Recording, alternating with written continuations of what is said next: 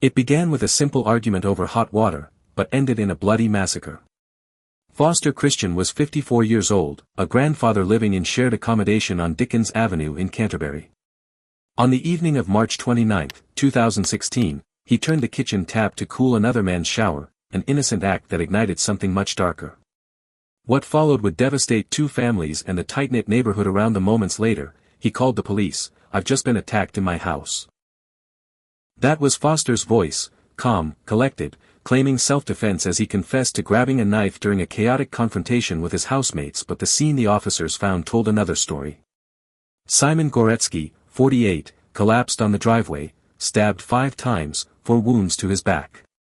Inside the house lay Natasha Sadler-Ellis, 40, a mother of 3, wounded across her jaw and above her eyebrow. Both were already dead. 2 more victims lay injured.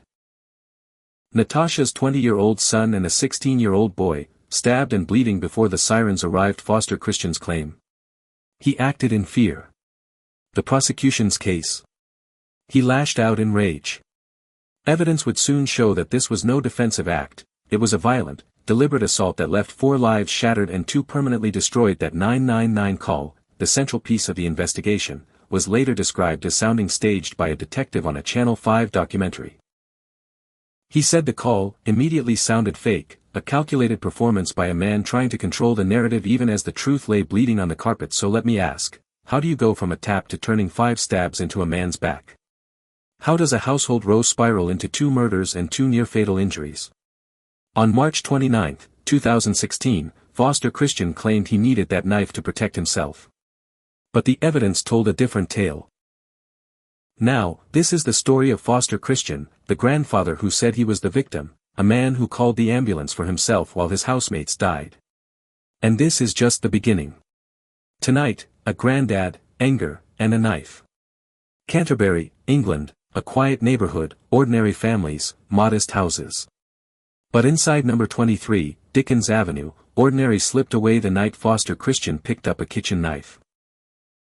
How did a single row over a running tap end with Simon Gorecki dying on a cold driveway? How did Natasha Sadler-Ellis, a loving mother of 3, get caught in a sudden storm of violence? And why did 2 young men, one barely 20, the other just 16, become unexpected witnesses and victims in the bloodshed that no one could stop? This is The Criminal's Shadows, where we unearth every hidden truth and every overlooked detail behind real cases that shook entire communities. Tonight, we pull back the curtain on the tragedy of Foster Christian, the grandfather who called for help while others lay dying. Stay with us. Dickens Avenue sits on the edge of Canterbury, a historic cathedral city in Kent, England. It's a place better known for ancient walls and student crowds than for murder scenes. Tucked among rows of modest, semi-detached houses was number 23, a shared accommodation run by the local council. Inside lived people who, for all their differences, were bound by necessity to share the same kitchen, the same taps, the same fragile walls that couldn't keep out resentment for long. Foster Christian was one of them, a man who called himself a granddad, but whose past told a darker story. At 54, Christian had worked as a mechanic but carried with him a string of old convictions that painted him as a man who didn't always walk away from trouble. In 1985, it was a knife. In 1989, a screwdriver. And in 2013, another fight, another blade. The pattern lay buried in criminal records, silent reminders of what he was capable of when he felt cornered or disrespected. Yet those who knew him then described a man who seemed, on the surface, to be trying to get by. The housing officer noted he was vulnerable, that he struggled to live peacefully with his younger housemates. Months before the killings, Christian asked to be moved. He told the council he feared the younger men in the house. He said they mocked him, pushed him aside, left him feeling small in the only place he could afford to call home. His words were logged in meeting notes, quietly filed away, warnings that never led to change.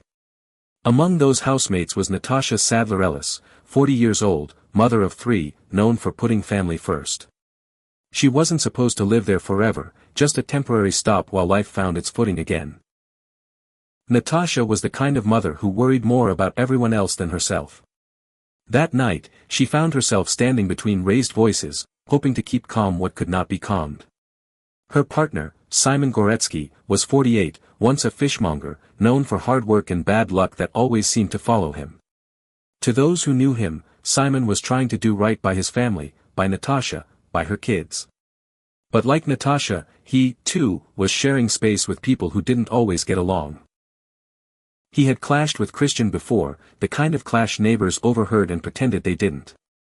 Tension was a quiet roommate in number 23. It slept behind thin walls and woke at the worst times. There were petty disputes, over food, noise, whose turn it was to clean the kitchen. Some argued Christian was easily provoked. Others said the younger men were too quick to mock him, to remind him he was the oldest, the odd one out. One neighbor told reporters later that they often heard raised voices but thought it was just shared house drama. But March 29th would prove it was never just drama. Beneath that roof, cohabitation was a powder keg waiting for the wrong spark. It found that spark in a few seconds of cold water running from a tap that wasn't supposed to be touched. In a home where grudges simmered, that one action cracked the fragile peace for good. And while Christian had told the council he was scared for his safety, it would be the others who paid the ultimate price when fear turned into fury, and old habits, sharper than any knife, resurfaced one last time. March 29, 2016. The last daylight of early spring fading outside number 23, Dickens Avenue.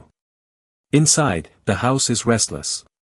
Small annoyances have been stacking up for weeks, loud music, dirty dishes, muttered insults behind closed doors.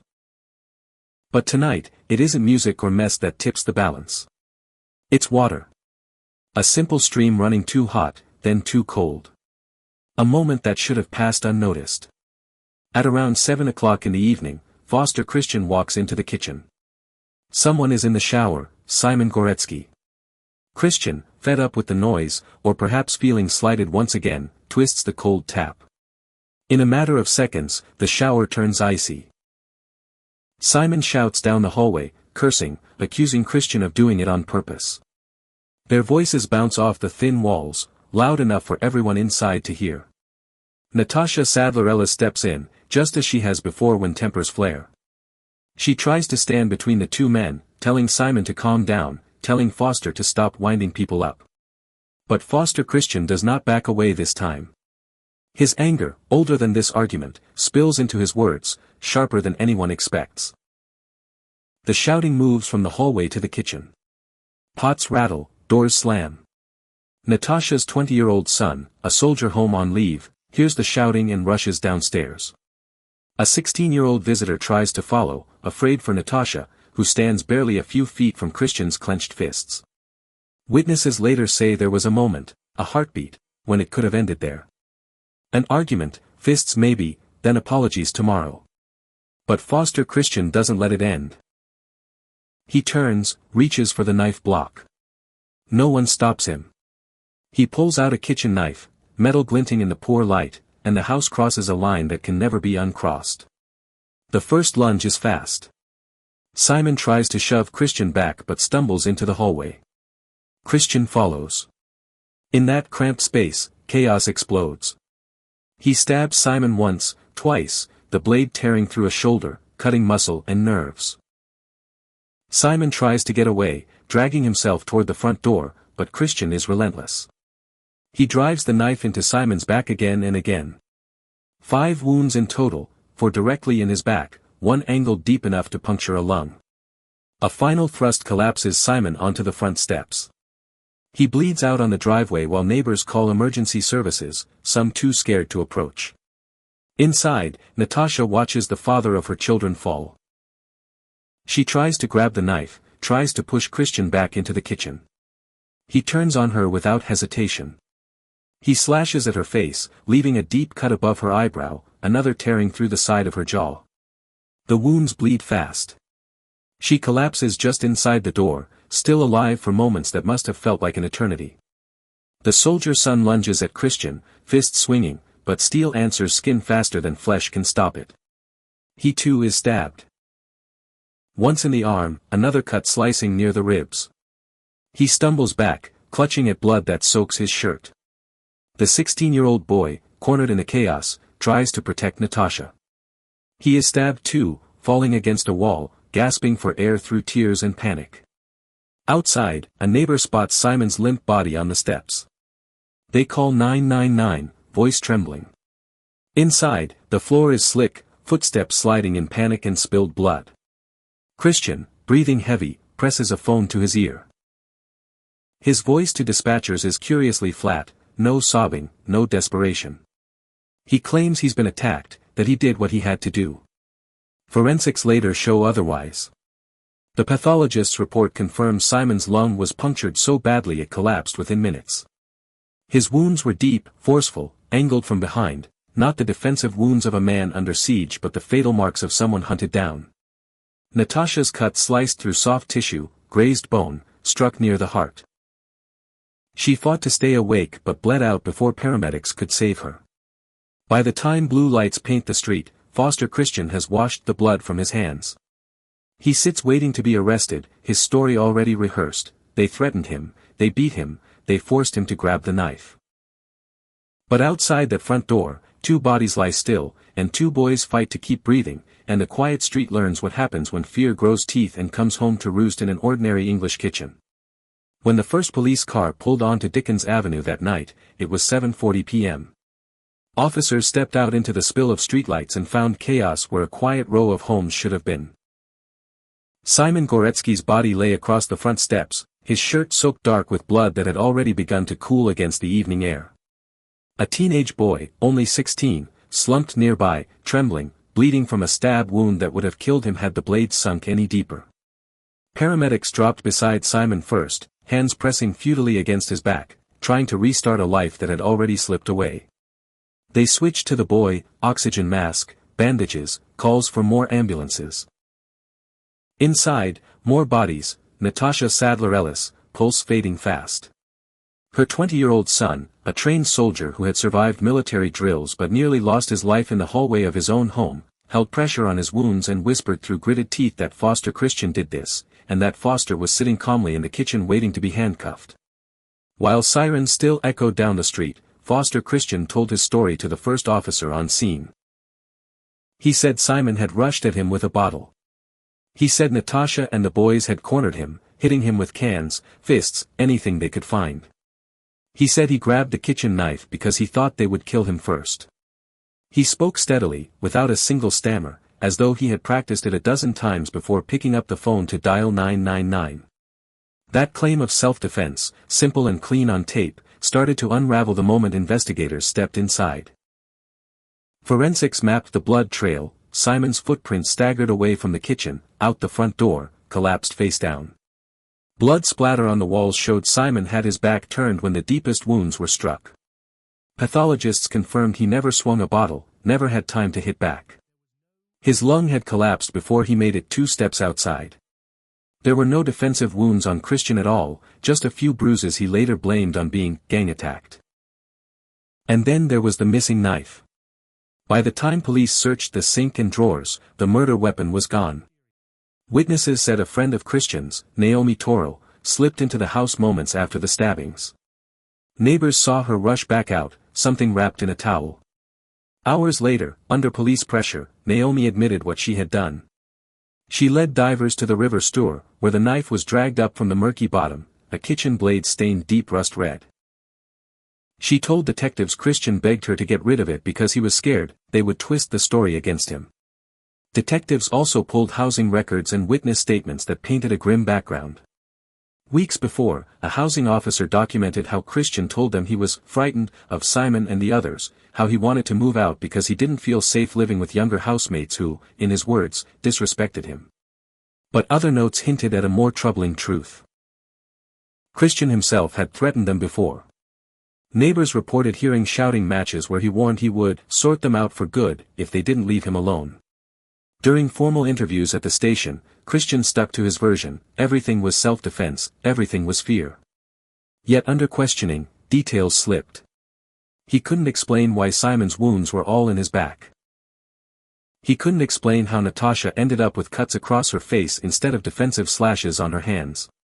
He offered no reason for instructing Naomi Toro to toss the knife into a river if it had been a clear-cut act of survival.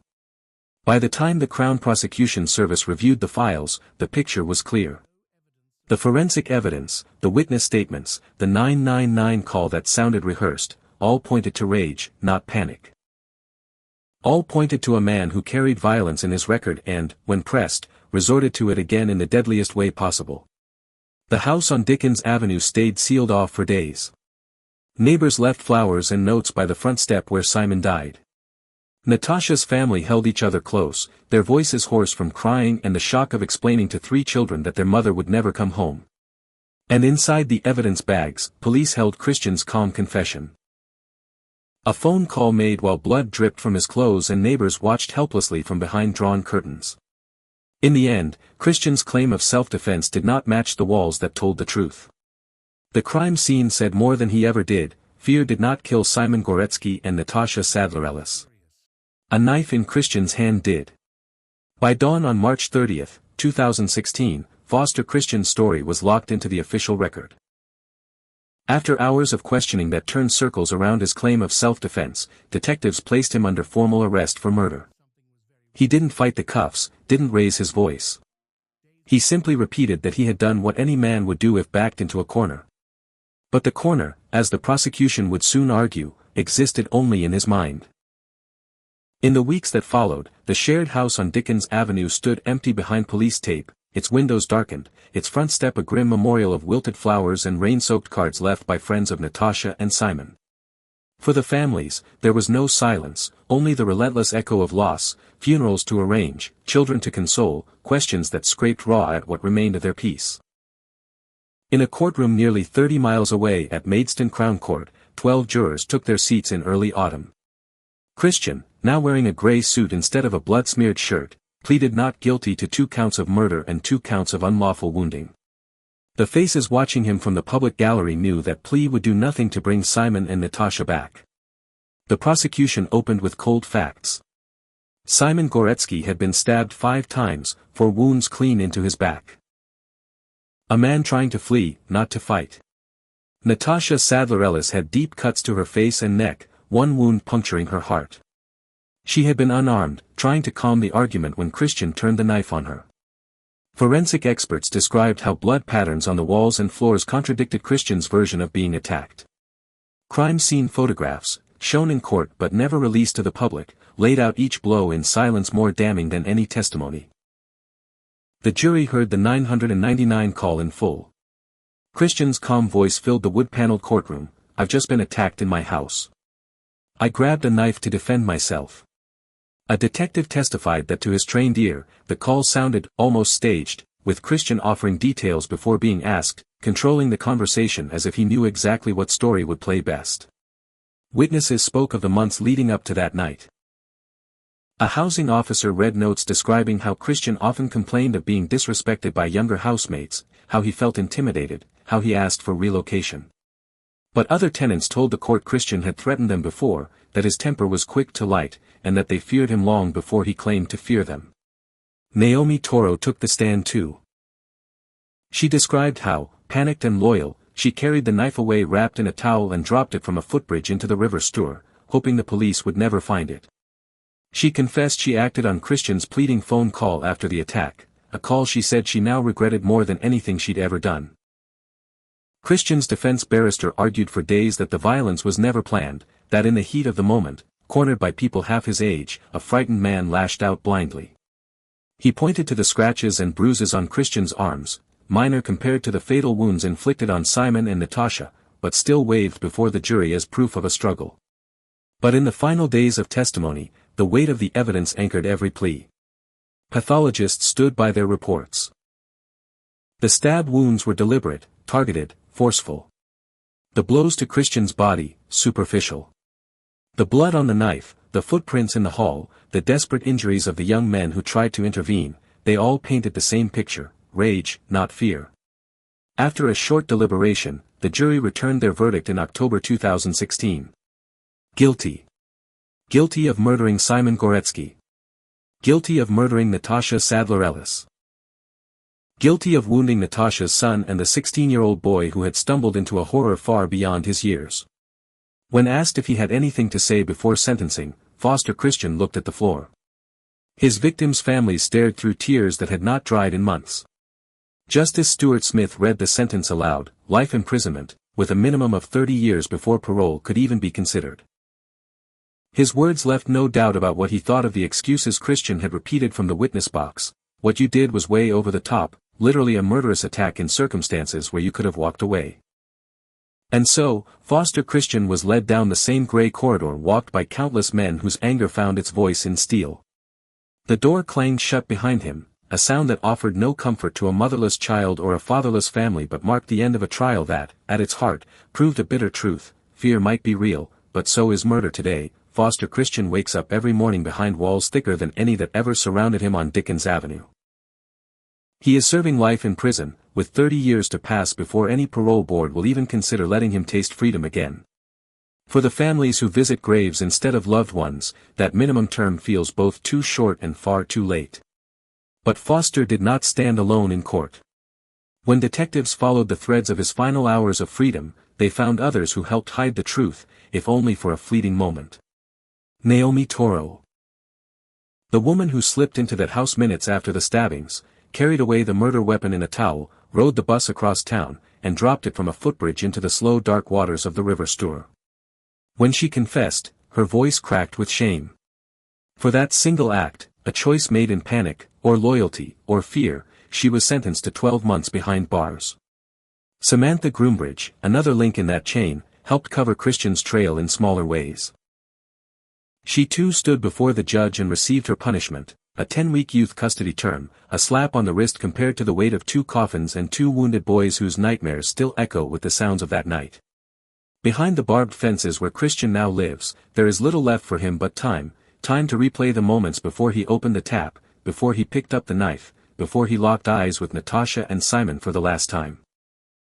Some prison psychologists have speculated that his long history of sudden violence, stretching back to the mid-80s, speaks to a man quick to feel wronged and quicker still to reach for a blade.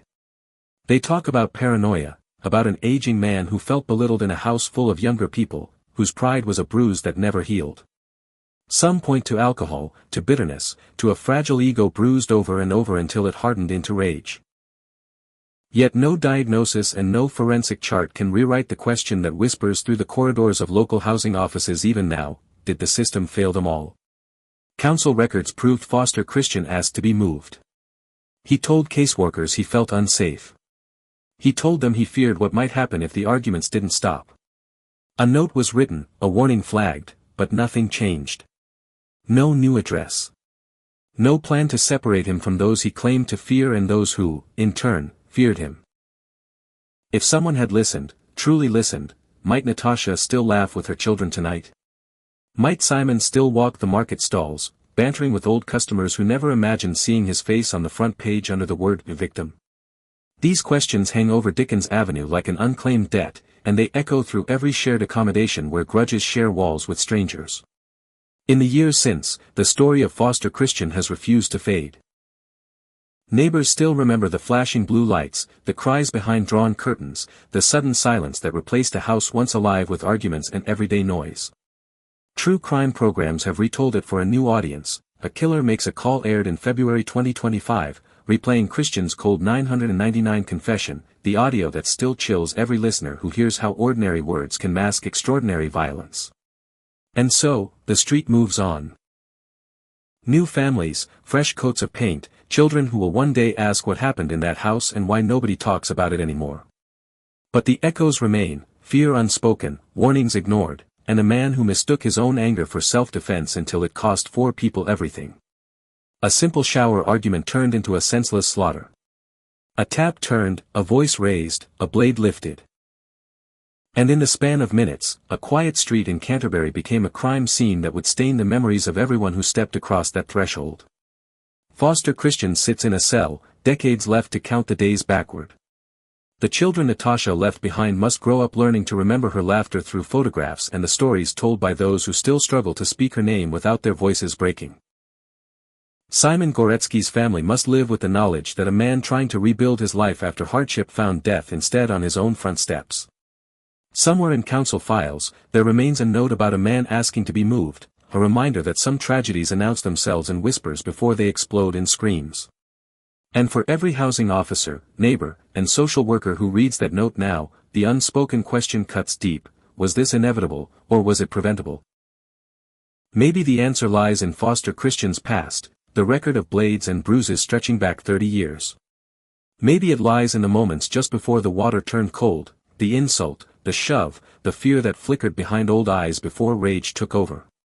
Or maybe it lies somewhere harder to reach, the fragile border between pride and shame, fear and fury, silence and confession. We may never know exactly what else could have been done, or by whom, to stop what happened that March night. But what remains is unarguable: a mother is gone. A father is gone. 2 young men bear scars that will outlast any prison term. And a street once known for nothing more than the sound of children playing now carries the weight of a cautionary tale. What do you think? Was justice served? Or should mercy have had a place at the sentencing table? Tell us what you believe down in the comments, your thoughts, your questions, your perspective.